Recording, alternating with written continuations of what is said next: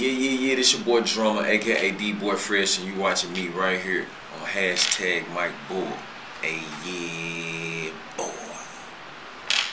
Man, like you mentioned, working with 2 Chainz, I know you produced a bunch of songs for him, and then you've rapped alongside him on like your songs yourself. I want to know like what makes him unique from everyone else you've been working with, man. Like what's it like working with 2 Chainz? Man, 2 Chainz just like he gives you the punchlines, he gives you the lyricism, and he gives you the fun side. So it's like almost like you gonna laugh at some point through a 2 Chainz verse. Like, damn, what did you say? Oh shit, you know what I'm saying? Then you gonna be like, ooh, from one of the punchlines, and then you still gonna be turned up because it's like, you know what I'm saying? It just feel good to you. So he's just a good energy cat, man. He brings energy to the table, and you know we look forward to him doing bigger and better things in his career. Yeah, man, and then you're going to be quoting all of his lyrics, too. Everyone's been quoting him like crazy. Come on. All the quotables, man, you know what I'm saying? Definitely the Rookie of the Year, you know what I'm saying? And he getting his just due, you know what I'm saying? I've been rocking out with Chainz for a minute and been like a big brother to me, you know what I'm saying? And opened a lot of the doors for me in the city of Atlanta, you know what I'm saying? Which was my first second home, you know what I'm saying? And it's just, you know, it's good to be able to deliver for cats, you know what I'm saying? When they believe in you so much, and then you believe in them so much, and then we can deliver for each other. I remember when 2 Chainz told me, like, man, I'm gonna get you a placement with me, man, you know what I'm saying? And I was riding over to his grandmama house, you know what I'm saying, like dropping off beats and whatnot. And I remember playing some beats right in the driveway of his grandmama's crib, and he was like, man, you know, he would always pick certain beats, but he was like, man, keep them coming, you know what I'm saying? Even if it wasn't anything on the CD that he would use, it would be like, man, just keep them coming. And this was when I was like 18, you know what I'm saying? 19, just, you know, getting my weight up. Damn. So I would always constantly come back with beats, CDs, you know what I'm saying? And he finally got a studio on the south side. So I remember taking a couple beats out there to the south side and working with them out there. And they formed a group, Player Circle, and we did a record called We Working, you know what I'm saying? And it was the first placement I had on Player Circle album with Def Jam, and that started like our relationship, you know what I'm saying, as far as the elevation of Titty Boy to 2 Chainz. And you saw me on a couple of the mixtapes he dropped, I think Trap-A-Velli 1, Part 2, and then, you know what I'm saying, we did a record called Boot featuring Yo Gotti. That was like one of the first records that I had that was like played with 2 Chainz on the radio, you know what I'm saying? And when we did the record, I was like, man, you got to put my boy Yo Gotti on it, man. Show Memphis some love, you know what I'm saying? And just pick up that whole tri-state area, you know what I'm saying, with Arkansas, Tennessee, and Mississippi. So I told him it would be a good move. He reached out to Gotti. Gotti did it, sent it right back, you know what I'm saying? And the next thing you heard on the radio, I just call her Boo. I don't know her whole name. Keep it on the low, man. You know what I'm saying? Like, classic, you know what I'm saying? And then we went from that, followed back with I'm brown, I'm getting it. I'm brown, I'm getting it. And to me, that was like the first record that really put 2 Chainz like all the way in that #1 slot. You know, just an introduction record before the actual album came, and it just set up that album, you know what I'm saying, based on a true story.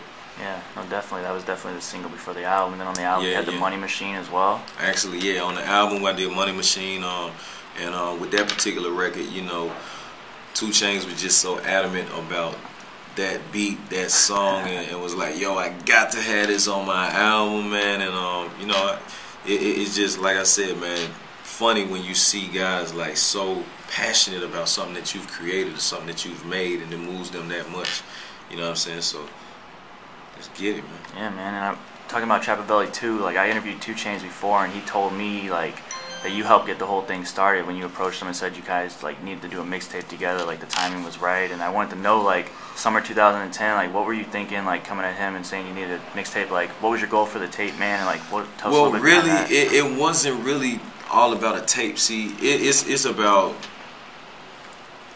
my casa is your casa. Like, it's about like, man, I got open doors, I got a spot to work, I got hot beats, just come through. And you know, 2 Chainz would feel comfortable with the vibe, you know, with the spirits and the energy and the ambiance. You know what I'm saying? My studio is like real small. It's in my home. You know what I'm saying? I made my whole second bedroom pretty much into my personal, you know what I'm saying, space.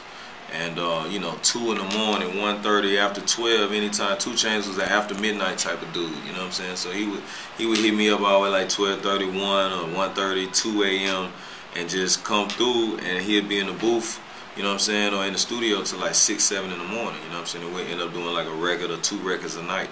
And just started building up these records. He ended up doing Boo. He ended up doing Round Round I'm Getting, and a lot of other records. Me and him did a record, Can't Do It Like Me, together. You know what I'm saying? It just I'm a world star. Just it was a whole time period where we was just, you know what I mean, knocking out records and getting things done. You know what I'm saying? And putting the placements where they need to be.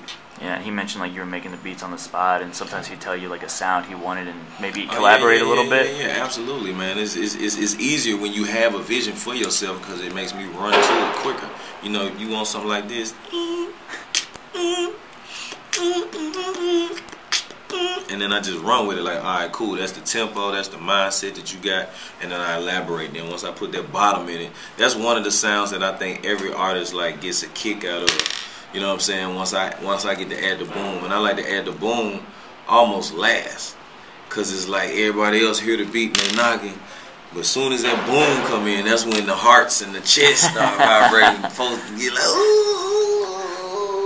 you know what I'm saying? That's when everybody turn up. So to me, like, the bass is like one of the turn up sounds. You know what I'm saying? That's what make you vibrate. You know what I'm saying? And feel that rattle. You know what I'm saying? Yeah. What do you and 2 Chainz like have coming up, man? Me and 2 Chainz, he working on a new album, you know what I'm saying? He working on mixtapes, so, you know, I just been shooting them beats. He said he recorded to 2 of them that he's using definitely for the album. He got me holding 2 particular beats right now, so we'll see where they end up, see what they turn into, you know what I'm saying? He got a surprise for me on one of them, so we'll see what he talking about on that, man. It's like I said, it's always fun, you know what I'm saying? And I haven't even heard the record, so even for me, like y'all, when you hear it for the first time, it's like, you know what I'm saying, you looking forward. It's like, dang, I wonder what he did to my beat, you know what I'm saying? I wonder what the song gonna turn out like, and then I might hear something I might want to change, or I might hear something and be like, yo, you killed it, that's perfect, like, you know what I'm saying? So, you know, we'll see. And then we getting the label thing cracking too, Drum Squad Records. We got a couple artists that's heating up, Young Blue, you know what I'm saying? We got Alley Baby, and myself, you know what I'm saying? We got several records just, you know, in the street heavily, and a couple of them on radio. Young Blue got a record named Go Ahead, you know what I'm saying? Top 100 Urban, you know what I'm saying? That Recipe featuring Future, Young Dolph, getting crazy in the street. We got the video out, so, you know what I mean? Just moving, man. www.drum-squad.com, the website, man. We're building.